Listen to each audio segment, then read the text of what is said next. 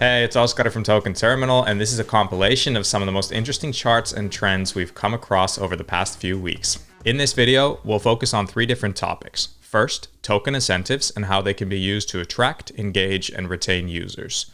Second, active user counts on EVM chains and how they compare against each other. And finally, we'll look at ETH staking solutions and compare the business models of DeFi and CeFi service providers. If you're not yet familiar with what token incentives are, they are rewards that protocols pay out to users with the purpose of incentivizing usage of a product or service, often used to bootstrap growth. To give an example, I'll show you how token incentives work on the lending protocol Compound.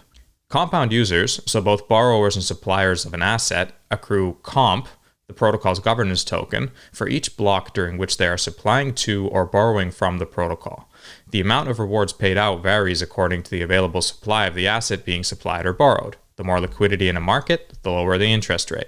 So token incentives are essentially being used to attract liquidity to markets that need it the most. Currently, Compound is paying out around $40,000 worth of token incentives to users every day. Comparing this to Compound's protocol revenue, so the share of fees paid that goes to the protocol's treasury, we can see that the average daily earnings for Compound are only around $6,000. Thus, Compound is spending a lot more money than it is earning currently to incentivize usage of the protocol and attract new users. Now that we have a high-level overview of what token incentives are, let's move on to the NFT marketplace LooksRare's dashboard, whose use of token incentives I want to discuss in a bit more detail. On LooksRare, users earn Looks tokens for buying, selling, and listing NFTs on the platform. The protocol currently pays out over $200,000 worth of token incentives per day. LooksRare launched in January of this year with a hefty airdrop to users of their competitor OpenSea in something that is called a vampire attack, which, put simply, is when one protocol lures users from another via better rates and incentive mechanisms. For LooksRare, better rates meant a 0.5% cheaper trading fee than what OpenSea offered, Looks token rewards for using the platform, and a protocol revenue distribution program where all trading fees earned are distributed to the stakers of the Looks token. Now, we can see from the charts that token incentives really work in attracting new users and trading volume. Like, of course, you're being paid to use a product. But as we zoom out, we can see that on their own, they're not enough to engage and especially retain these users. LooksRare's active user count has been decreasing steadily for the past few months, since around May when the reward program entered Phase C, which saw rewards get cut to almost a third of what they were before. And yes, it's important to note that overall activity in the NFT space has decreased, but we can look at market leader OpenSea's chart to get a better view of how the space has developed, and it's clear that they've been able to better maintain users despite the market cooling down, even without token incentives. So we can conclude that LooksRare is most likely struggling with their product if lower fees and high incentives aren't enough to keep users engaged on the platform. That being said, if we pull up LooksRare's total trading volume and compare that to OpenSea's, we can see that it's almost 50-50, which really brings us to the key takeaway here, and that is that when you're looking at charts, you really need to consider how much of the usage or fee revenue is tied to token incentives that are paid to users, so you don't mistake it for organic use. Identifying organic usage isn't always straightforward, but let's look at a protocol showing quite the opposite development to LooksRare, Aave.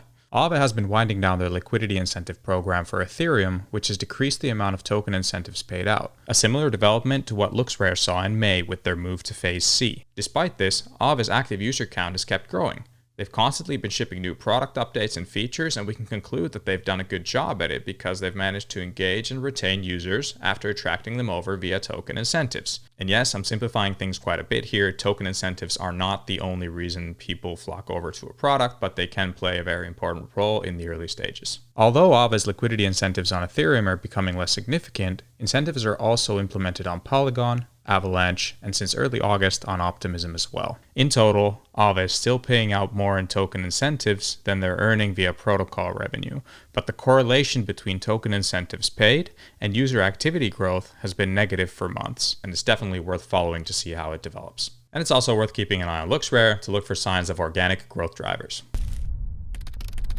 Another interesting trend to follow is user activity development on different EVM chains, especially Polygon, that has already reached a third the amount of monthly active users that Ethereum has. Ethereum and Polygon are currently in a league of their own when comparing to other EVM chains you see here, so Optimism, Arbitrum, and Avalanche. We'll be listing the rest of the EVM chains not yet seen here within a week or two. Comparing Polygon and Ethereum, we can see that the average revenue per active user, so distinct send address, on Polygon is $0.6, and the same for Ethereum is $12.75, and that's around a 21-fold difference, which is very similar to the difference in market cap between the two. With Polygon announcing several exciting partnerships with the likes of Meta, Disney, Reddit, and Stripe, who could all bring in large masses of new users and activity, this chart is definitely worth following. Also, if you want to play around with creating custom charts like I've been doing here, head over to Token Terminal and create an account. Signing up gives you a 3-day free trial and access to all of our pro subscription features.